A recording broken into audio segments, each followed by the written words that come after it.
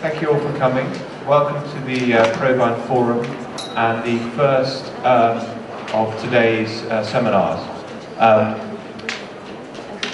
We're actually running 5 minutes early. We must be in Germany. So that will give us a little bit more time to talk, or if we all finish talking, a little bit more time to enjoy the show. I'm going to introduce to you our panel in a moment and tell you a little bit more about what we're doing. But by way of introduction, this is a piece of work that ProWein initiated and commissioned.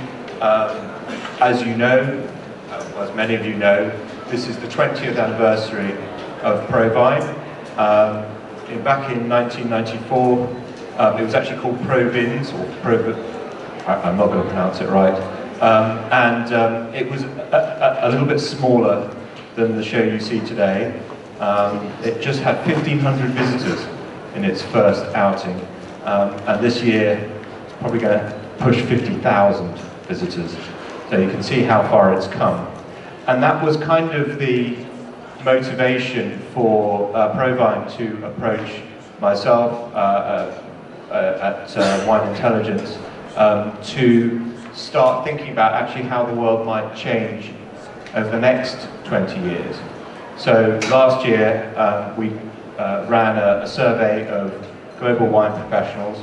A lot of people responded, many of whom are in this room, some of whom are now on the panel. So thank you all for responding. And what we did as a result was to produce a report that sort of picked out the key themes that we think as a collective, as a trade, are going to matter over the next 2 decades. Now, you know, predictions being what they are, if we're all standing here in 20 years' time and can all remember what we talked about this morning, then we're probably not going to be right about everything. In fact, we're probably going to be more wrong than we are right. But as an exercise, it's a very useful way of thinking about actually how we see the world, and also about how the decisions that we make today need to be influenced by our vision of the future. I am indebted to both Michael Deegan, the director of Messe Düsseldorf, who is responsible for ProWein, and to Carina, who I'm going to embarrass by pointing out at the back there, who is looking after the marketing and also is in charge of the relationship with us, for helping us put together today. I will also add that the report itself, which we produced for ProWein, is now ProWein's report, is actually available for purchase in an English language copy. Paper copies can be bought from cash desks 69 and 70 at the north entrance, but they would actually rather you go online, because there are very few copies there, and go online to prowein.com and you can order your copy. The price is €199 for exhibitors and €249 for visitors. Okay, so parish notices out of the way.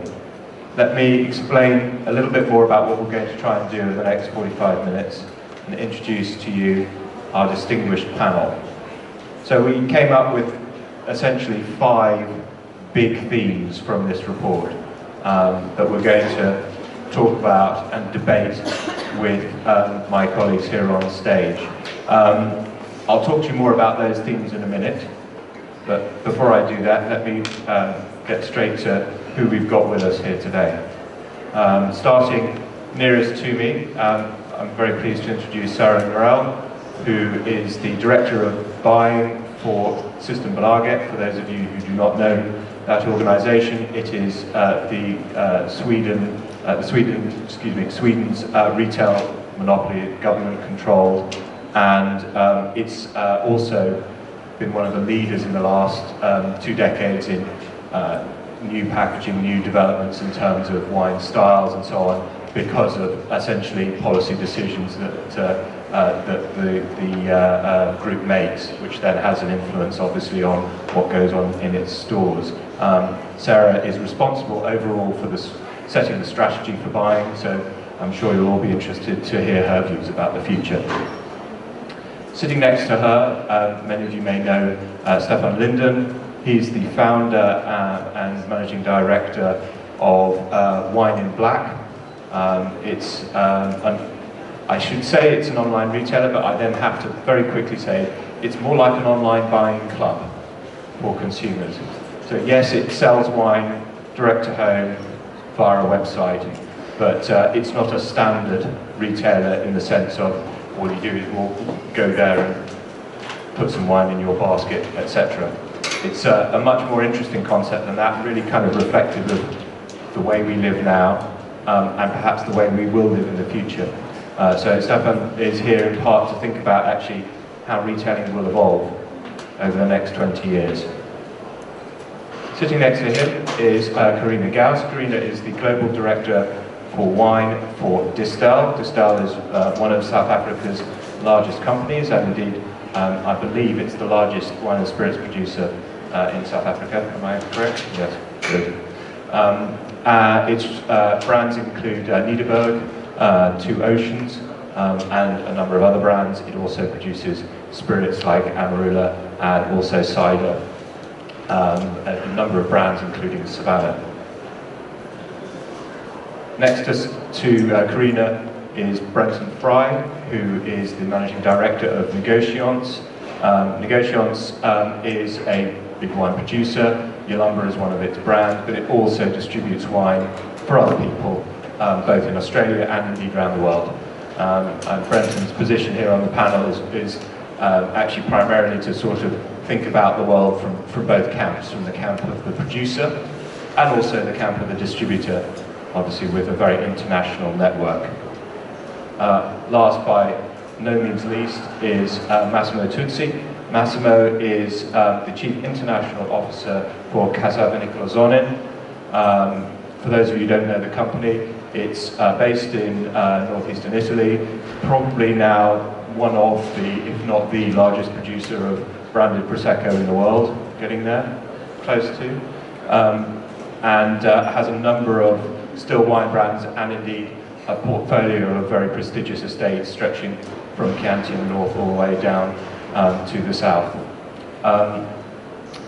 Massimo's job is primarily to sell the Zonin portfolio internationally, and he's proven to be very successful in the last decade at doing so.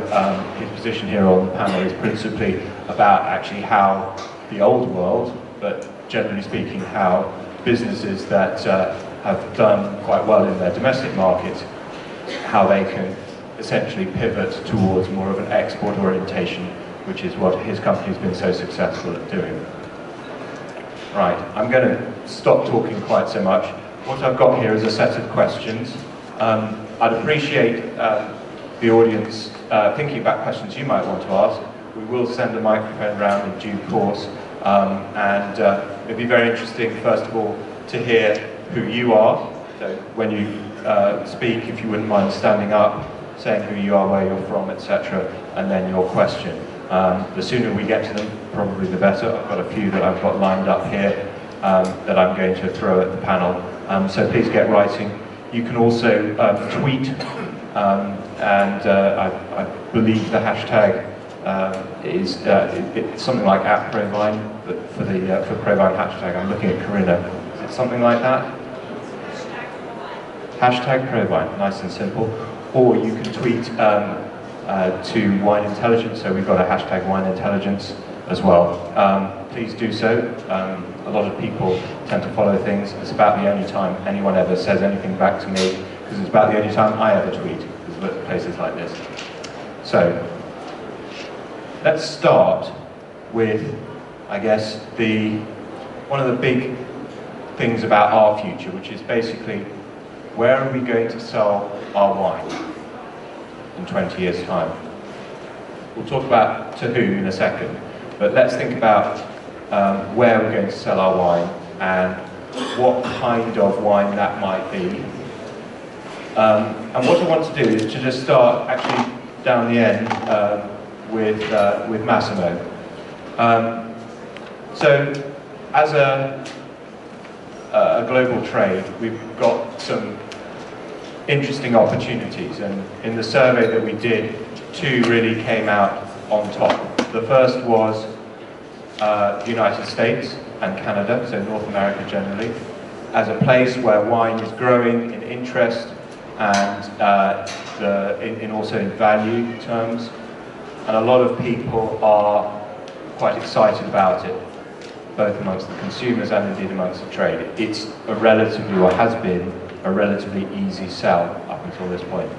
The other is, of course, China, where wine has been of great excitement over the past few years. Past 12 months it's been a little bit less exciting as the austerity program has kicked in from the government, and things that were very easy to sell a couple of years ago, like top-end Bordeaux, have become a little bit harder to sell now. Clearly, things go in, waves, and we're going to see an ebb and flow of different countries growing economically faster or slower. But how do we make a plan for the next 20 years? Or how do we think about how to make a plan for the next 20 years? So the question I have for Massimo to start off with is, actually, what's your plan for the next 20 years? I mean, my plan now is tweeting the question, so maybe you can get some answers. I was tweeting actually. Well, of course, there's no right answer, because we will have the right answer only in 20-year time to understand if that was right or not. What we can do is probably what we try to do, also for a part of our project together with you, Richard, was try to better understand the markets, to try to see what they can be tomorrow. We are all very much familiar probably with the more mature markets such as United States, Canada, or Nordics market, which in this moment are of course mature market, but they are growing mature market, very reliable markets in which all of us feel very comfortable in dealing, in having our own operations, in expanding our business through the typical export or through companies or through branches like we used to do. We have our own company, United States, our own importing company, United States. What I can say is that the more you know the market, the more you're close to the market, the better it is. The task that our international team has, and what I always stress with all my team, with all my collaborators, is that they have to know the markets in which they're dealing. They don't have to sell. The first thing that they have to do, they have to know very, very well the market in which they're dealing. Means knowing the people, knowing the opinion leaders, knowing people who are in the trade, knowing the trends of the consumer. If necessary, go into researches, try to understand as much as possible, and then send the inputs to the headquarters. At the same time, into the headquarters, you have to have a marketing department, an international team, who is really very international, because it doesn't make any sense having the best resident managers in the world, maybe also in China, trying to understand the Chinese market. And then they're sending back the information to your headquarters, and you have a team which is still not thinking globally. That's why what we did and what we are trying to do more and more is having people coming from different countries working in the same place. So our team in Italy is made by guys that are coming from 6, 7, 8 different countries. And this is, in our opinion, is the best way to try really to decode and understand what the message that is coming from the other countries is. This, in my opinion, means being international. And answering your question, this is probably the best way to try to figure it out what's going to happen tomorrow. It is very interesting what is happening in China. We conduct a very in-depth consumer research which lasts for 18 months. And what we understand is that the more you understand, the less you know. So basically, the picture, the shot that we took in terms of consumer to try to figure out the consumption of tomorrow, so what we're talking about right now, was extremely dynamic. That what we understood and what we shoot as a picture today tomorrow is not valid. To go into a practical detail, and we went through this exercise. We were talking with a specific demographic group of people representing the average Chinese consumer of today, but potentially of tomorrow. And that specific demographic group, after 3 months, was completely different. Because all the people that were earning an average of 6,000 euro per year, after 3 months, they were getting 10,000 euros per year. Because they already changed their job, they already improved their life, they already changed their consumption trends. So it's really very difficult, there's no answer to this question, but the more you know the market, the better chances you have to succeed. So it's trying to pin jelly to the wall. Brenton, do you have a particular corporate view or personal view as to where the fortune of Negociants is going to be made over the next 20 years in export markets, and how have you come to that view? We have a philosophy rather than a prediction or view. We had a view as an industry around about the year 2000 when we had well, before that, we had wine companies in Australia got together and had a plan for 2000 and a plan for 2020. All of those have proven completely inaccurate in where we thought the strength of our sales would be, margins and emerging markets. So I agree completely with getting close to the consumer. That's our mantra, getting as close to the consumer as possible. A simple phrase that incorporates knowing where your wine goes. China's a really good example of the Wild West, for example. It's a big emerging market. And getting close to the consumer is really finding out where your wine goes and how it gets there. Avoiding trading and focusing on brand building. Making price points your job, not the market's. Even out exchange rate fluctuations. Make sure your stock's fresh. Make sure it's shown in the right way. We're talking this morning about the time it takes to build a brand, to build a category or a brand in the market. But it's really a 20 or 30 year process, so that's how patient you need to be. And our philosophy is to get close to the consumer. Our vision is that China will be a more important player, but not the only one. As a company, we do more business in Vietnam than we do in China. More profitably and reach consumers better than we do in China. So it's not the only market, there are plenty of others. India is a good example if their tax rate ever changes. So the South African continent is one of massive population base, and if you speak to people who've worked in the market 30 years ago, they'll tell you how big a market was for top-end wine as well. But our strategy is really to work with the existing markets. North America, really important for us. If you look at the population base, disposable income, the shift from spirits to wine, increasing consumption, that's a massive premium market sitting right there. Canada on top of that. That's the low-hanging fruit for us.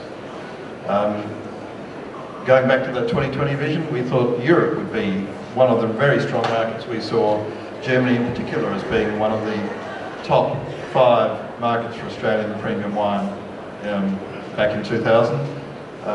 That could still be the case one day. There's a lot more work to do. UK is a market that I guess we'll talk about distribution channels later. It's not the most profitable in the world, but it's still a powerhouse of volume. So I hope that answered the question. It's a strategy though, rather than philosophy, because if we went back to 2000 and we put all our eggs in the baskets of our predictions then, we'd be terribly wrong. The markets that have grown fastest in the most profitable manner aren't the ones we ever thought they'd be. We worked on statistics, population base, consumption levels. We tried every metrics we could, and we got it wrong as an industry. Luckily, a lot of the rest of the world that we didn't expect to take up our wines did, so it evened out in the end. Thanks, Brenton. I want to move on to another topic, but before I do, I'm anxious to get Carina's view from the Distell point of view. You're obviously another new world producer, but your opportunities are, if anything, more diverse because you sit in Africa and everyone's excited about Africa. So I guess to just try and move the conversation on, are we wrong to be talking about saying, oh, it's America or China? Are there other places that we might be looking? Yeah, I think obviously from a South African perspective, Europe is incredibly important. It's always kind of been really where South Africa is doing very well. So for us, the challenge is really to become a whole lot more important in North America, where South Africa just has not happened. So definitely North America is a big opportunity for us. The US more so than Canada. I think in Canada we're a little bit stronger and better represented. And then obviously China is the big opportunity that everyone is talking about. But for us, Africa is incredibly exciting. Countries like Nigeria, Angola, Kenya, Ghana really are some of the strongest growing economies in the world. For the last couple of years, almost half of the strongest growing economies in the world has been from Africa. You could obviously argue it's from a small base, but I think if you look at Nigeria and you start to get to know the consumer a little bit better, it's almost that same dynamic growth as what you see in China, where you just cannot believe the amount of money and how quickly people actually move into middle class and beyond. And Nigeria is almost the same population as Russia, so it's a big country that maybe if you're not in Africa, you do not look at the African countries that closely. Obviously, it is a bit more daunting to do business. It's emerging, it's not so well regulated, but definitely the potential and the growing middle class is definitely in Africa as a big opportunity. Great. I'm just going to change tack slightly because we're thinking about what countries might we want to sell to, but we're also, and several panelists have already pointed out, we actually really have to understand what the consumer really wants in those countries. Understanding that can be a little bit of a difficult thing to hit. One of the reasons we've got two retailers on the panel is that they kind of have to think about that pretty much every day. So if I just start with Stephan here. So Stephan, relatively recent arrival into wine. I think you started the business in 2010, is that right? Yeah, so a relative newcomer, still not gone native quite yet. Can you think a bit about the consumer of the future? Because one of the things in the survey, one of the findings was that people, I suppose, are in one way afraid of the consumer and in other ways quite excited. Afraid because they are realizing increasingly that the consumer is in charge and they're going to run things because they will have access to the information and their choices will be governed by not what we tell them, but probably by what they tell each other. And excited because that, as well as closing some doors, it opens others. So, Stephan, can you think about the consumer of the future? And do you agree with that hypothesis that came out in the report? Yes, actually I do agree. I mean, we have a very special customer type. Our German average customer is 38, more this digital native generation, so a very special type of consumer. Someone who's more at the beginning of his or her wine career, but also very, very familiar with all this online environment. And I see this tendency that people want to take a bit more control very often. They are actually more powerful. The switching costs are low. You can actually easily switch from one website to the other, very easy. If you have a wine which doesn't taste very good, you can complain immediately, and Amazon sets kind of the service benchmark. At Amazon you can send back everything. Just say, okay, it didn't work. So you need at least to assure as a retailer that you have very, very high quality, that you avoid all these problems which pop up in this online business. And this is in the end, eventually, because the consumer has more power. On the other hand side, I personally also don't think that this trend goes to the very, very extreme that the consumer dictates everything, because this would eventually, in the extreme case, imply that as a retailer you need to have an infinitively large assortment with direct access. This is something which would kill offline totally, because you cannot have an infinitely large assortment in your physical storage. And also it would kill all other online companies apart from Amazon. And I think we all sit here and don't believe that. There will always be this offline business, and offline you have to make a purchase decision for the customer. You're offering something which is already in your store. You have purchased it before and done the decision for the customer. And also in the online world, I mean, we are, for I think, a good example. We do also a lot of decisions for the customer through this curation approach, and I think that people really appreciate it because we make very nice products available, and we avoid this selection and choice problem that you have when you are in control. Yeah? Control always means making decisions, and this is this feeling standing in the supermarket in front of this huge shelf with hundreds of wine, and you don't know what to take. This is at least an issue for our customer type, beginning of the wine career, rather young. So I think the trend is there, but it will not go to the extreme. Do you think the customer, and I'm going to ask Sara this question in a sec, so start thinking about this one, Sara. But Stephan, before I leave you, as a sort of representative of millennials, I suppose, if you will, do you think the customer genuinely has changed and therefore will be behaving quite differently in 10 or 20 years' time than the legacy customers that we see here today? I mean, this is probably actually a better question for the more experienced people, but I think my personal view on this is that the customer itself hasn't really changed. It's more the possibilities, the technical possibilities he has in order to satisfy his needs, having good wine at the right price, and also to do all the things around it, good service, good accessibility to products. All these things are new, but I think that the general demand side, what people want, is still the same. They want to have good quality, they want to have an authentic story at a good price. So, Sara, I've given you a few seconds to think about that. Has your customer changed at Systembolaget, and do you anticipate that there will be another significant change over the next few years? Is your customer evolving? Yes, indeed, I think so.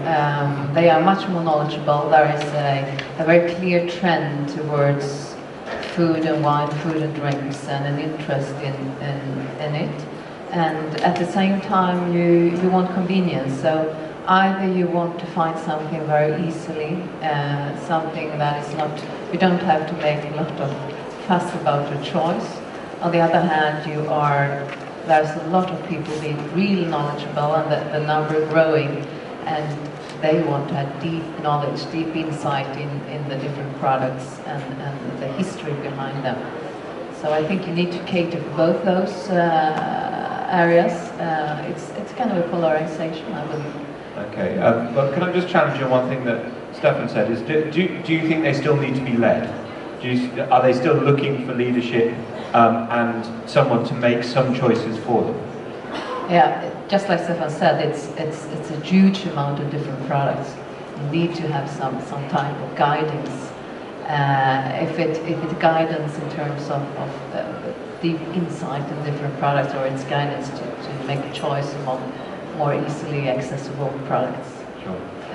And you've, at Systembolaget, you've made a number of decisions sort of on behalf of your customers over the years. For instance, the decision to increase the stocking of organic wines through the issue of certain tenders. Yeah. Are you responding to consumer demand, or are you saying to consumers, actually, this is what you ought to be buying, or at least thinking about? Only monopolists can do that, can't they? Yeah. No, but no, I think on one hand that's clear that more and more people are aware of what's happening around us when it comes to the environment. So it's for sure driven by the consumers as well, but maybe not as fast as we would like it to happen. So I think as a big retailer, a big company, you have a responsibility and you have an opportunity to be part of driving that kind of an evolution. Can I just segue very briefly then into another finding that from the report, which was about actually how distribution and indeed product strategy is going to respond to this new world. One of the findings in our report was that a lot of people are, again, possibly afraid, possibly excited about the idea that the type of product that's going to be demanded in this new world is going to be either highly niche, value-add, experience-oriented, a bit like what Stephan is selling, and then there's going to be a very commoditized mass market of wine, which is just effectively a decent alcohol delivery system, where people will essentially be price seekers and not care that much about the product.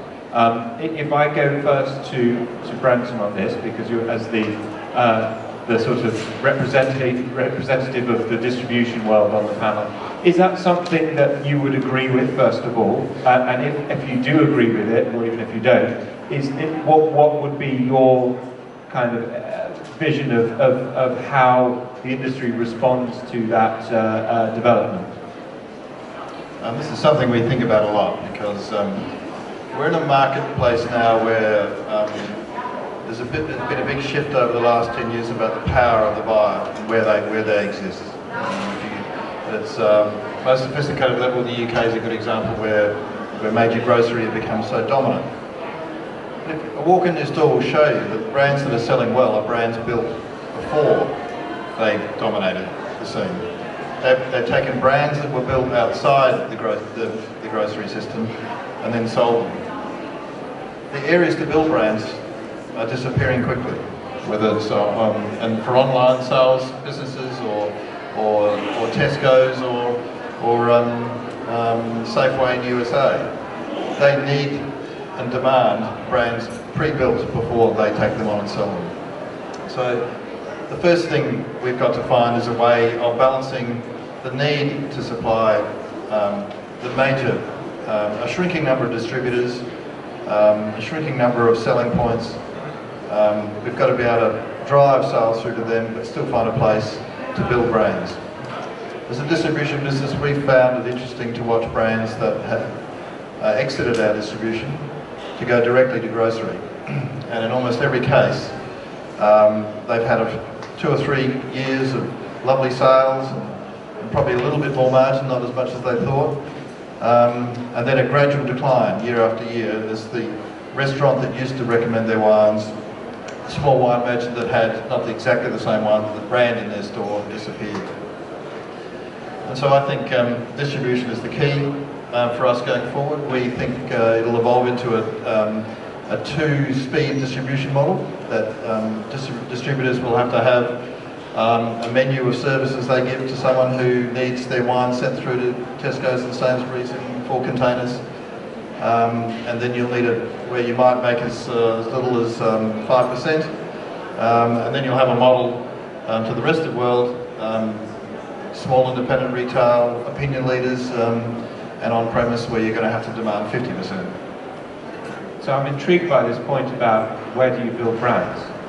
So you're saying basically you're running out of spaces to do that. Where will you build brands over the next 20 years then? Well, everyone's got a different view. There's a company I'm watching closely, Antinori from Italy. If you look at their advertising budget, it's almost all goes, they will declare, it all goes into restaurants that they open from country by country. So the Cantonese Antinori's, that's their advertising budget. They reach the consumer by having all their wines and environment along with the food, and it's been very successful for them. That's the way they do it. Everyone's searching for the answer, by the way. If anyone has it out there, that'll be fantastic, because we find, again, 20 years ago, I could name 30 retailers in the city that I live in that had wine tastings on Friday afternoon and Saturday mornings, worked hard educating their consumers. We had today there might be one. So a number of places to do it, shrinking. I think the answer is going to be having a mechanism to reach the rest of the market that still will flourish selling and convincing people directly. So small retailers, on-premise. I think event-based activity is going to be really important, whether it's the Vancouver Wine Festival, which is an amazing event to reach consumers, or whether it's a consumer event in Sydney or Melbourne or London. They're going to be really important touch points, because if you look around the fair here, there's no shortage of wine. There's certainly no shortage of labels. So how are you going to make yours strong? Consumers have shown a direction to provenance and brands that have something behind them. You just have to find a way of convincing them. Great. Massimo, you have had great success over the last few years with Prosecco. So the Zonin brand is one of the biggest Prosecco brands in North America now. You've done a very good job of brand building. Do you think you'll be able to do that for the next 20 years in other markets? Do you think your Prosecco success can be replicated elsewhere? I have to do it, yes. I know it's your job. What I think is I was carefully listening to my colleague here, but distribution for sure is a part. What we have to all take into consideration that today producers, first of all, we are producers, you know, can talk now directly to consumers, and this is something that not even I don't want to say that 10 years ago. I'm saying 3 years ago. 4 years ago, 2 years ago, we can talk much more directly to consumers. Consumers have a bunch of information, or they can take information from, you have tons of application, you can, apart from Googling whatever you want nowadays, and everybody has its own, you know, habit in terms of getting information and try to know what you're consuming. And there are trends that you can track as a producer, and you can talk to those trends in terms of letting them know what you are doing in terms of sustainability, for example, in terms of what makes your wine so different or so particular for that specific group of people. I believe if this is changed so dramatically, I'm not saying if compared to 10 years ago, but really only 2 years ago. Think about tweeting 2 years ago, it was completely different from today. So what can happen in 10 years time? It's unbelievable. So yes, distribution is important, but consumer will be more and more important. Always. Back to, do you subscribe to this idea that we're going to have, you know, these sort of mountain peaks of very interested consumers and huge valley floors of people who just want to buy something for the cheapest price possible? No, I'm not convinced about this. I mean, I'm convinced that this is a period in which certain markets react to certain crises or certain tough situations. This is very typical of in Europe. It's been something that happened. So the so-called polarization, you know. So the niche and the very high-profile, high-level products, wines, and then the mass market. This is something that happens in certain point, in certain period of specifically crisis or period in which there is some difficulties. But having been said this, then the so-called masstige area of the market means product that can be purchased at the right value, they come back, because this is where everything makes sense, I believe. You will always boat, the boat, up and the bottom, but what is in the middle is the mainstream, in my opinion. Now, is the right value and balance between the perceived value, the price point, and the distribution. But all of this, in my opinion, will be, I don't want to say will be 100% led by consumer, but will be more and more led by consumer. Not only, but more and more. And Prosecco was an example of this. Because what happened in North America, what is happening now in the UK and in Australia as well, is a witness of this, in my opinion. Because we can talk about many things, and many perceived value, and many marketing tools or research that we've been running around, but the truth and the first point is that the main value of Prosecco is seated in its reasonable price point for a fun, easy product. What we used to say is that champagne is champagne and will always be champagne. So champagne is the black tie, Prosecco is a smart casual. That's the point. If I feel comfortable in, having, wearing the black tie once, twice a month. but I feel more comfortable during my week to be smart casual and to wear smart casual. So this in value is the same, in my opinion, that we can talk about for the consumer. So that's why I'm saying and I'm stating that they will be leading more and more our industry. Not only that, but they will be more and more involved. Thank you, Massimo. I'm just going to touch on one more subject and then I'm going to open the floor to some questions. The subject is packaging. There was quite a lot written in response to our survey questions about packaging innovation, and I would say they fell pretty neatly into two camps, the enthusiasts and the cynics. So the enthusiasts were saying packaging innovation is really what's going to drive category behavior over the next 20 years. We're going to have to move towards a more sustainable business model, both environmentally but also in cost terms, by moving away from glass, moving towards alternatives. The cynics pointed out that, I think we've been saying this for quite a while now, a lot of this technology has been around for years, if not decades, and the biggest innovation really globally in the wine category in terms of packaging has actually just been to change some of our natural corks for screw caps, which is, is hardly revolutionary, given that screw cap has also been around for decades. So I think probably first of all, if I start with the producer's point of view, so Carina, and then we go to a retailer's point of view, Sara, about the importance of packaging innovation relative to the other priorities that you have as producers. And do you subscribe to the enthusiasts or the cynics view, or is it somewhere in between, and if so, where? Yeah, sure. That is quite a broad subject, because instinctively, I think I'm actually a bit of a cynic. But if you look at, like you also spoke about the market almost becoming, there's a part of wine that becomes an alcohol delivery system. And if you look at that part of the market, then definitely different pack formats and Tetra Paks is big and is growing. And I spoke previously about Africa. Actually a huge amount of very affordably priced Tetra Paks coming from Europe into Africa. So there is that part. But more on the masstige and the top end, personally, I do not believe that consumers really will ever accept another pack format than glass. If you look at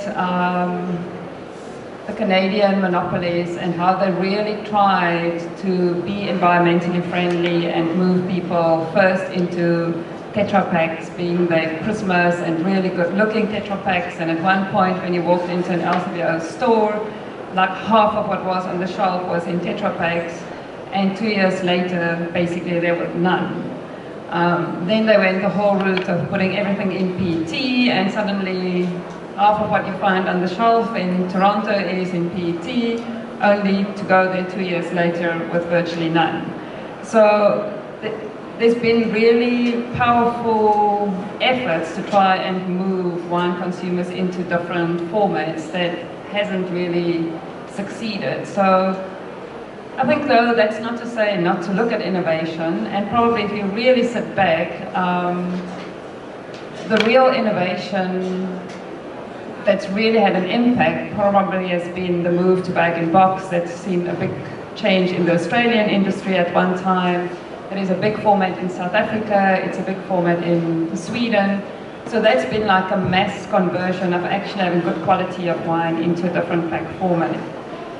I still think wine has a challenge to be more accessible in single serve formats, because that is really where wine fails to penetrate the usage occasions where people drink beer or cider or spirits purely because they can't have wine in an accessible format in that environment or for that occasion. So that is definitely something that still needs attention and still has a lot of potential to take wine into different areas. But I think we can talk about pack formats and packaging for a whole day, actually. I'm anxious to get the view of probably the single biggest seller of alternative packaging formats in the world. You've pioneered a great deal of packaging innovation. is that part of the plan going forward? Well, I should say I need to take the enthusiastic standpoint here then. Okay, Yeah. very good. No, but I think that when it comes to the environment, packaging is such a big part of where the wine industry is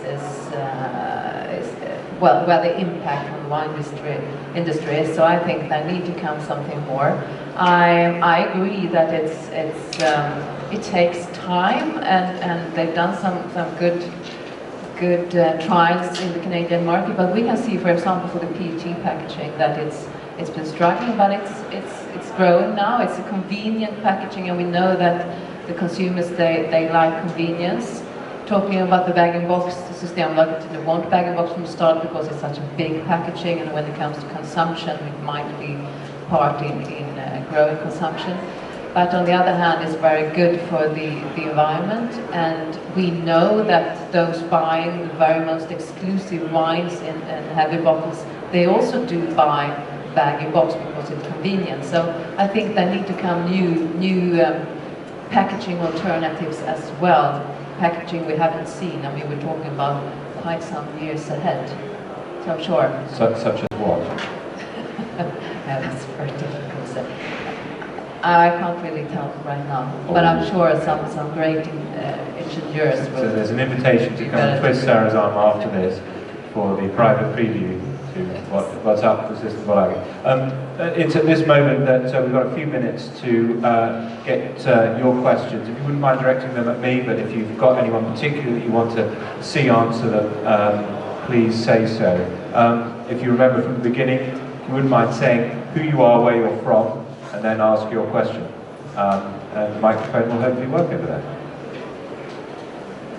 Thanks, Richard. Damien Wilson from the School of Wine and Spirits Business in Dijon, France.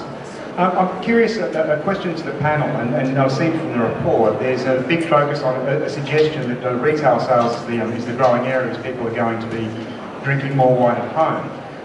Looking at the data, I'm wondering how reliable that is. Of the top wine consuming markets in the world, the US is the only one where the value of the retail price point is greater than on-premise sales are greater than off-premise. In fact, in China, the growth in on-premise sales is about 2.6 times greater than what it is in off-premise sales, and that's been consistent over the last 15 years. And we know China's skyrocketed. All of the other large markets, on-premise value is much greater than off-premise value. Where do you see this change coming from? Why is it that people are going to be heading towards off-premise, even though the US is the only market that actually has that? And that only happened last year, where those sales overtook on-premise sales. I'm just curious of the perspective and why you think that's going to grow. Okay, Damien. If I start with Stephan as the sort of advertiser for the offline, online but off-premise. And then perhaps we'll talk to get a producer view. Do you subscribe to the notion that actually wine is still best served in on-premise, and that's where the consumers are going to be happiest? Of course, I need to say no in this context, but I really believe personally that if you look at the market and on the supply side of the market, at least there's the fact that the accessibility of good wine becomes much easier from my point of view. For example, through online business. And that should, this is accessibility for consumers for off-premise drinking. So I think there are at least many factors that favor such a development. So even if you can't see in the data already, I think there are many things that are changing, and they are all fostering off-premise consumption. But I personally don't see any huge changes that would foster on-premise consumption from my point of view.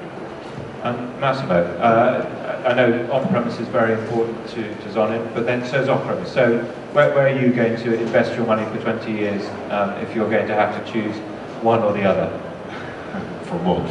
Okay. But I believe you touch a very good point, because in my opinion, there's a relation between maturity of the market, knowledge of the wine, off-premise channel and on-premise channel. So if you take into consideration the emerging market, on-premise still is and represent, in an American way of saying, a showing off moment somehow, right? This is maybe very straightforward, but it's right. So I'm showing off. So I am going to the restaurant, I'm going to the on-premise, I'm spending money, and I'm consuming wine there. Why normally, and the trend, this is not general of course, is I want to relax and I want to enjoy my wine at home with my wife, with my girlfriend, with my friends, and I take that particular wine because I want them to know when they're bringing some. I believe this is the main difference. So back to what the gentleman there just pointed out. If you take this parameter and you apply this to the different market, you will see that this is a good starting point to analyze both channels. Therefore, and again, because the consumer are not 100%, but are leading more and more, you need to have different tools for different markets, being effective, and taking into consideration this difference. That's my opinion. Thanks, Massimo. Time for one or two more questions, if there are any. And if not, I have one to ask myself. So if you don't want to hear my voice, put your hand up. Great. Thank you. My name is Christian Wiley. I'm from Chile. I work for Santa Carolina. In 20 years' time, how relevant will the Chinese wine be as competition? Not just the market, but the production. And it's a question for my friend Sara. Will she retail Chinese wine? And what will be the share? Thank you. Thanks very much, Christian. Okay, Sara. So, Christian, are you going to sell some Chinese wine, or? No, why not? I mean, there are a wine being produced, and I'm sure it will be of high quality in the future, so please, come and offer it. Okay, Brenton, do you see Chinese-produced wine as being a threat, or perhaps even an opportunity for an organisation such as yours? I'm the right person to ask, because about 25 years ago I never thought New Zealand wine would do all that well outside New Zealand, so I'm the right person to predict this. So, at the moment it's very hard to see. The statistics show the plantings, it's now a bigger set of plantings than Australia has, and we sell a lot of wine around the world, so it has a cuisine match to it, which Australia doesn't, which Italy has and Spain has and lots of other countries do, so that's a positive for it too. From people I've spoken to who spend time consulting in the market in terms of winemaking have told me the quality potential is also very good. So I think it's going to be a player. Not a dominant one, but it's going to have a place. I'm afraid we're out of time, unless it's a very quick question. Just down the front there. Hi, I'm Sara from France, Zonin. Quick question. We mentioned that today customer has more access to information and also to producers via internet. More and more direct contact can be established and is established between the producer and the customer. So how do you see the distribution value chain evolving, and what role do you see for the producers to play in this value chain tomorrow? Thank you very much. Very quickly, Carina, why don't you take that as a producer? How are you going to leverage technology to talk to your customers? Well, I think Massimo actually mentioned it, that for the first time really you have the ability to interact directly, and again, the more you talk about niche products, that becomes almost essential because there is no other way to really get your message across, and the more people want to know about the authenticity and the heritage and where it's from, and it just becomes essential that you use technology to be in touch completely to give them that information, because that is what will take you into the future. Thank you very much. That's an appropriate moment upon which to conclude. I need to just say three things. Firstly, that copies of this are available for purchase. I make no money out of this, by the way. It's all going to go to ProWein. So I'm just advertising their report. It's at 69 and 70 at the north entrance, then 69 and 70. Price $249 for visitors, $199 for exhibitors, or at www.prowine.com. The second thing to say is stick around, because Wine Intelligence is going to be putting on a seminar about one of the topics that we discussed just now, which is about America's new wine drinkers, and I highly recommend it. The third thing to say is thank you very much to all of our panelists, some of whom have come from quite a long way away. I will also need to thank and be very grateful to ProWein for facilitating the whole thing, for coming up with the idea in the first place, and for letting us survey everybody in the wine world to let us come to these conclusions that we've come to today.